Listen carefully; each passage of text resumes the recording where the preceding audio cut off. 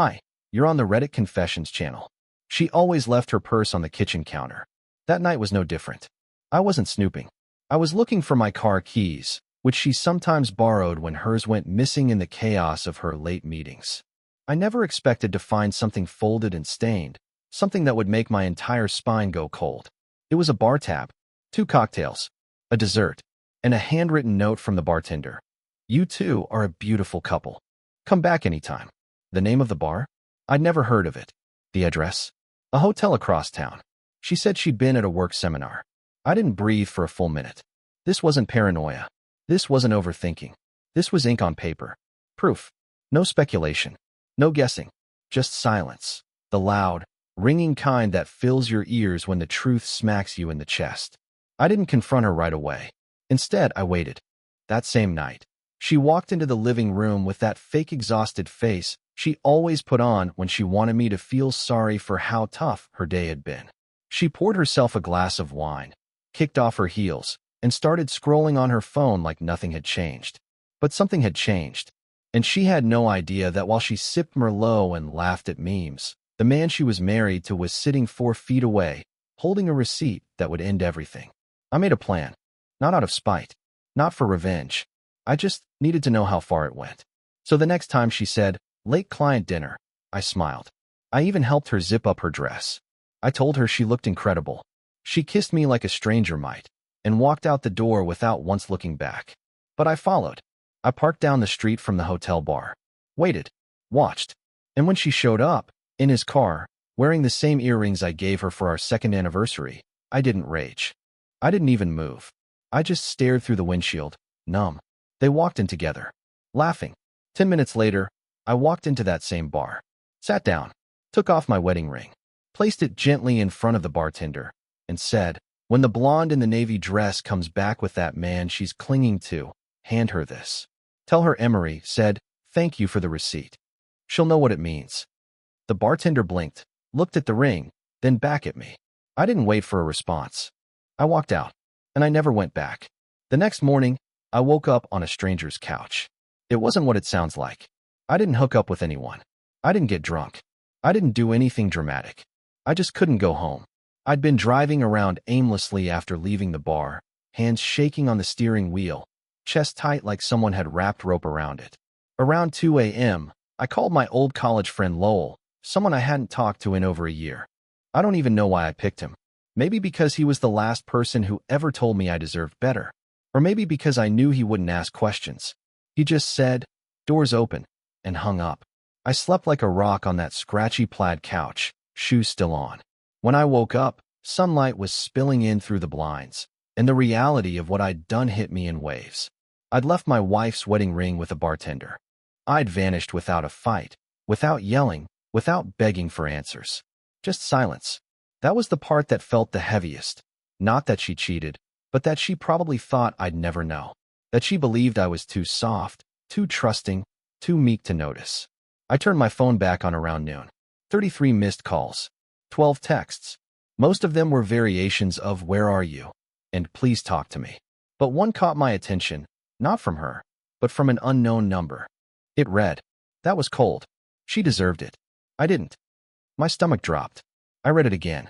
I didn't recognize the number, but I knew exactly who it was from. Him. The man she walked into that bar with. The one whose name I didn't even know, but who had apparently been handed the aftermath I left behind. It wasn't just a message. It was confirmation. He saw me. Or maybe the bartender told him what I said. Either way, he knew.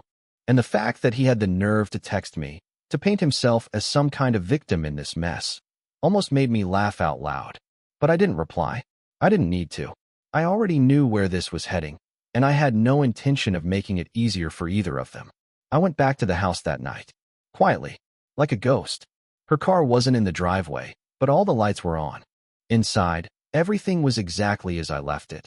The mug I didn't finish, the jacket draped over the back of the couch, the drawer she never closed all the way. Except for one thing. There was a note on the kitchen table. One line. Black ink. Her handwriting. "I don't know what to say. Please just come home." I stood there for a long time, staring at that sentence. Not because it moved me, but because it confirmed everything. She didn't deny it. She didn't even try. And the word home. That hit differently. This house wasn't a home. Not anymore. Still, I didn't pack a bag. Not yet. I sat in the living room, waiting to see what she'd say when she walked through that door, and realized I wasn't the man she thought I was. The sound of her keys jingling in the lock used to mean comfort, safety, home. But that night, it made me freeze in my seat like I was hearing the footsteps of an intruder. I didn't move.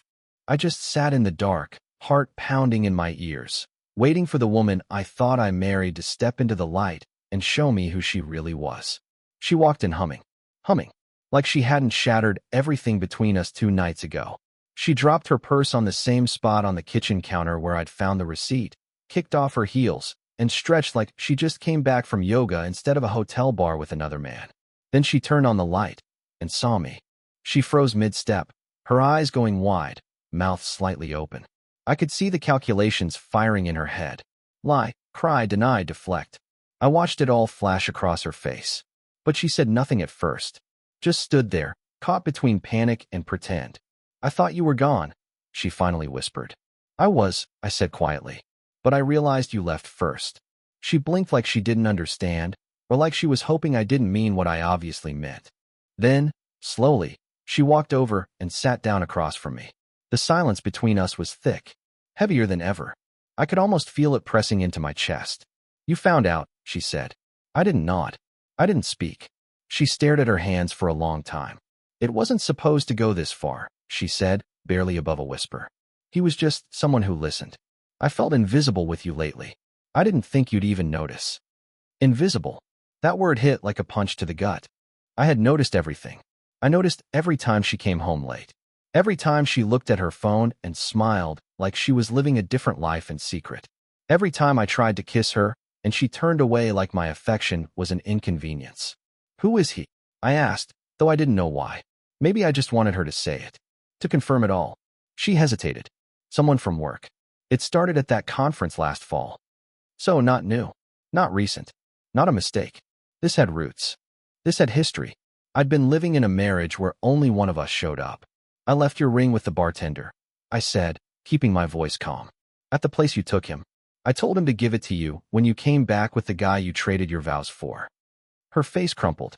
Not in sadness. In embarrassment. You followed me? She asked, suddenly defensive. I almost laughed. That's what bothers you? That I finally stopped trusting you enough to believe your lies. She stood up like she couldn't take it anymore, started pacing. Emery, you don't get it. I've been miserable. You're always in your head, always doubting yourself, like I have to carry both of us just to breathe. I wanted to feel wanted again. I nodded slowly. So you chose someone who wasn't married to you. Someone who didn't overthink, didn't care what you were doing when you were gone. You didn't want to feel wanted. You wanted to feel guiltless. Her face changed then, hardened. I made a mistake, she said sharply. But you weren't exactly some innocent victim. I stood up. I didn't shout. I didn't curse. I just looked at her one last time and said, You're right. I let this version of you happen. That's on me. Then I walked out again. And this time, I didn't leave a ring behind. I didn't sleep that night, not even for a second.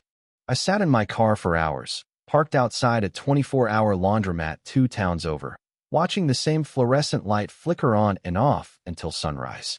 At one point, I must have turned my phone off, because when I switched it back on around 6:17 a.m., I had 12 new messages from her. All of them started the same way. Please, let's talk. You misunderstood. But the one that really made my stomach twist was the last one. It said, You can't just leave. We built a life. You owe me that. Owe her? For what? For letting her lie to my face for God knows how long. For letting me walk around with a ring on my hand while she planned hotel bar dates with a man who probably didn't even know I existed. I don't know why, but that word, oh, made something click. Something cold. Something final. I didn't answer her. Instead, I went to a lawyer. His office was small, tucked between a pawn shop and a vape store, but his reputation was solid. My friend Lowell had recommended him back when his own marriage imploded, and I remembered how quickly he got out of that mess. I didn't make an appointment. I just walked in, told the receptionist I'd wait as long as it took, and sat down with a thick manila envelope full of everything I'd quietly gathered since the night of the receipt. There were screenshots. The bar tab. Her deleted texts recovered from our shared cloud. Photos from outside the hotel. I'd even printed out the text message from the unknown number, the one from him. The lawyer didn't say much, but I watched his face as he flipped through the papers. He looked like someone reading the last chapter of a novel where the hero never wins. "I've seen worse," he finally said, setting the stack down. "But rarely from someone this calm. Are you sure you're ready for what this means?" "Absolutely," I said. And for once, I didn't feel unsure.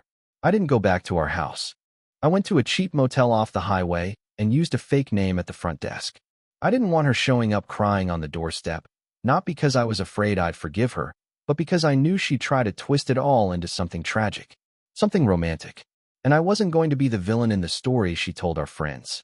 The next evening, I got a call from her mother. That shook me more than I expected. "Emery," she said, her voice tight and confused. "Callie's been beside herself. What's going on between you two?" For a moment, I nearly said it. I nearly spilled everything right there on the phone. The bar, the receipt, the betrayal.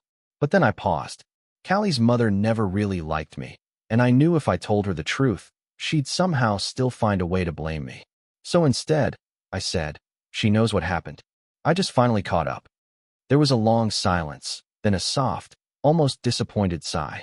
I always told her she didn't know how lucky she was. That stayed with me. Later that night, I got another text from the same unknown number. "She's falling apart. Thought you should know." And for the first time in days, I smiled. Not because I wanted her to suffer, not because I was glad she was in pain, but because it confirmed something I'd been doubting since the moment I walked away. She didn't think I'd really do it. She thought I'd come crawling back, wounded and weak, desperate to fix something she destroyed. But I wasn't that man anymore. And the next time she saw me, it would be in court. 3 days passed before I finally heard her voice again. Not through a text, not in my head replaying that night at the bar, but through the speaker of my motel room phone. The front desk patched the call through without asking. I should have told them not to, but honestly, part of me was curious. Curious about how she'd spin it now that she'd lost control of the narrative. "Emery." Her voice cracked like she'd been crying, but I didn't buy it. I'd heard her cry before, real tears, not this breathy, rehearsed version. "I'm scared. I don't know what you're doing. Please just let me talk to you." I didn't say anything. I just listened, standing by the window with the motel curtain half drawn, staring at a pickup truck idling in the parking lot like it had nowhere to go. "Just like me." She kept talking, kept unraveling.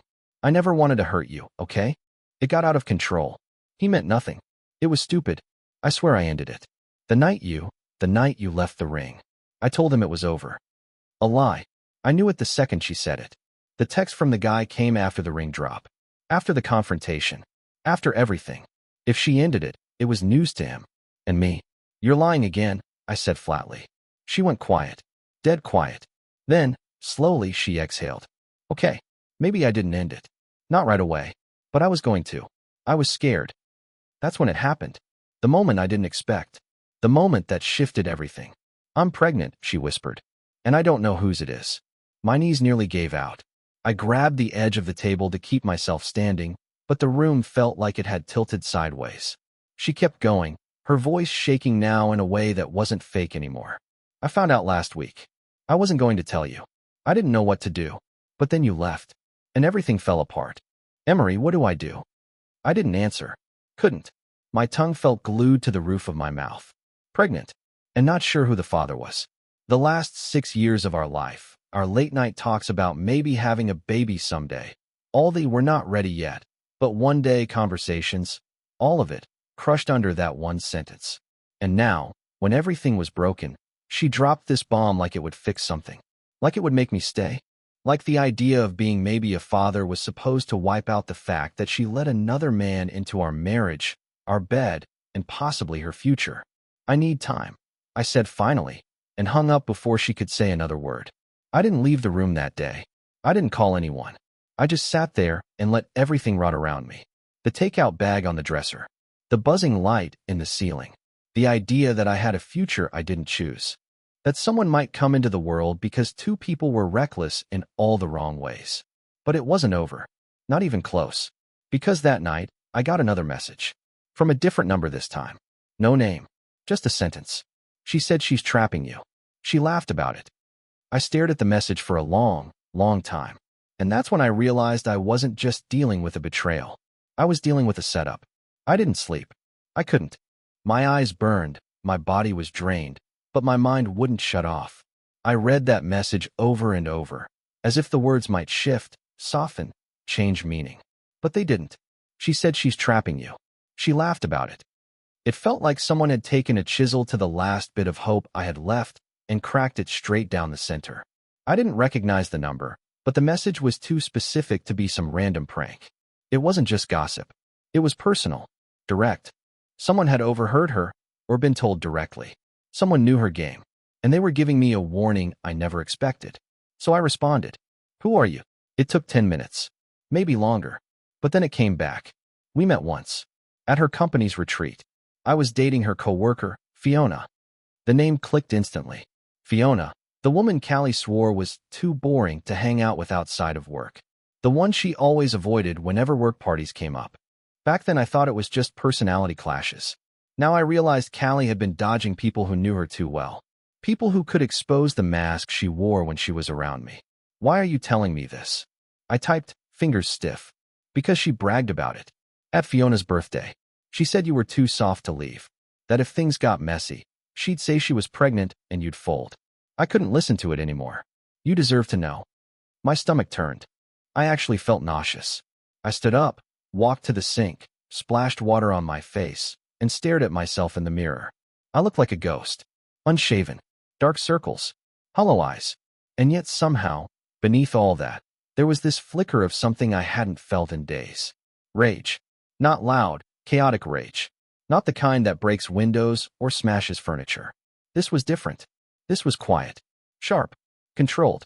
The kind of rage that doesn't explode. It plans. It watches. It waits. If she thought I was spineless, if she thought a baby, real or fake, would tie me to her forever, then she didn't know who she was married to at all. But I still needed proof. I couldn't confront her with just a message from an anonymous tip. If this went legal, and at this point, it would, I needed more than words. I needed confirmation. Evidence. So I called Fiona. I didn't have her number, but I had her company name. It took less than 5 minutes of digging to find her business profile, and from there, an email address. I sent a single message. "Fiona, I'm Emery. You may know who I am. I need to talk. Not about work. About Callie. Please." I wasn't expecting a reply that fast. But 20 minutes later, my phone rang. I picked up, barely breathing. "Emery? I was hoping you'd reach out." Her voice was calm, low, tired in the same way I was, like we'd both been living under the same fog, just from different angles. I didn't even have to explain. She knew why I was calling. "She's not who you think she is," Fiona said. "You're not the first person she's done this to." "What do you mean?" "I mean she's manipulative. She's lied to every guy she's been with. She used to joke about how easy it was to get out of trouble if you just cried and mentioned the word pregnant. She used it on her ex, too. It worked. Until he found out she was lying." I swallowed hard. Was she lying to me? I asked, my voice barely audible. Fiona paused. "I don't know if she's actually pregnant. But I know she told people at the party last weekend that she was going to buy herself more time with you." That's how she said it. Like it was a chess move. That was it. That was the last piece. I didn't need a test. I didn't need to see a doctor's note. I had the truth. And the next time I saw her, it wouldn't be in secret or in shame. It would be face to face. And this time, I'd be the one holding the final move. I didn't tell her I was coming. I didn't want to give her time to rehearse. No rehearsals. No tears cued by mirrors. No carefully folded apologies written in a voice she thought I wanted to hear. I wanted the real her, raw, unprepared, and exposed. So I got in my car and drove straight to the house we used to call home, gripping the steering wheel like it was the only thing keeping my hands from shaking. The sky was a heavy gray when I pulled into the driveway. Fitting, I thought. The kind of weather you feel in your bones. Her car was there. Of course it was. She didn't think I had the spine to show up again. I stepped inside without knocking. The door was still programmed to my code. Not that she ever bothered to change it. When I walked in, she was in the kitchen, barefoot, wearing the robe I bought her last Christmas. She turned, startled, and immediately switched to that expression, the wide eyes, the parted lips, the performative confusion. "Emery? I didn't know." "Don't bother," I said. Calm. Ice cold.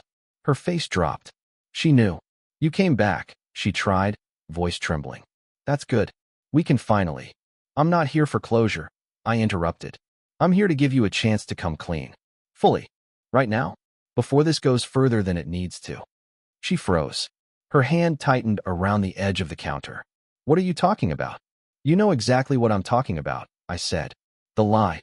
The trap. The party. Fiona. The man who texted me saying you laughed about manipulating me. You said I was too weak to leave. That you could buy time by saying you were pregnant. She went pale. Like physically pale. And for once, she had nothing ready. No script. No fake cry. Just silence. Her mouth opened and closed, but no words came. You're not pregnant, are you? I asked, staring directly at her. Tell the truth. Right now. She swallowed hard. Blinked too many times. And finally, she whispered, no. The air left the room. Not for me, for her. It was like saying it cracked her own illusion. Like she realized the game was over. I nodded. Just once. She started crying then. Real tears, maybe. Or maybe the kind that show up when the con falls apart. She kept saying things like, I panicked, and I thought if I said something big, you wouldn't walk away. But I didn't answer. I just stood there, watching the same woman who told me I was invisible try to make herself visible again in all the wrong ways. I still love you, she choked out. Even after everything. We can fix this. No, Callie, I said softly. You don't love me. You love control. And now that it's gone, you're scared. She reached for me. Physically reached out like touching me could undo what she'd done, but I stepped back. I've already filed, I said. You'll be served by next week. I suggest you get your own lawyer.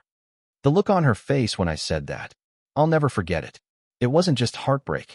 It was realization that I had become the one thing she never expected. Free. I left the house without another word. No looking back. No second thoughts.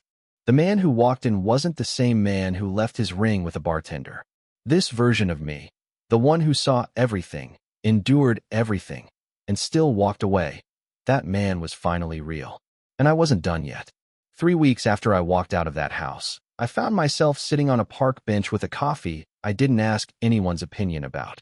No texts to answer. No half-hearted apologies to dissect. Just me, breathing, thinking, existing, without the constant weight of suspicion, self-doubt, or silence that used to scream louder than words ever could. The divorce process moved faster than I expected. Her lawyer reached out once, asked if we could resolve things amicably. I said yes, as long as amicably meant full honesty and zero manipulation. She didn't contest a thing. No begging, no surprise court theatrics. I think even she knew it was over the moment the truth slipped out of her mouth like a secret she never meant to keep forever.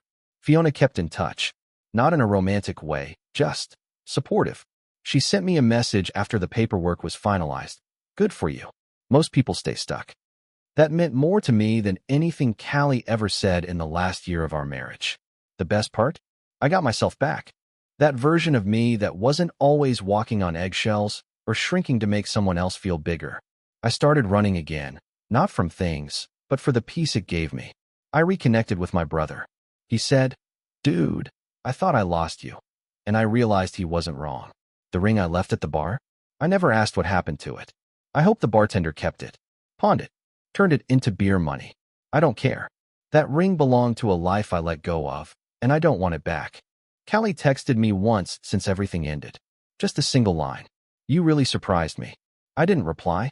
I didn't need to. Some messages are just echoes, reminders of the version of me she thought would stay broken. But I didn't break. I built, brick by brick, day by day, and I'm still building. Thanks for listening to my story here on Reddit Confessions. If you made it this far, I'd love to know what moment in this story shocked you the most. Was it the fake pregnancy, the anonymous text, or the quiet way I walked away? Drop your thoughts in the comments, and don't forget, no matter how lost you feel, you can always start again. We'll see you next time.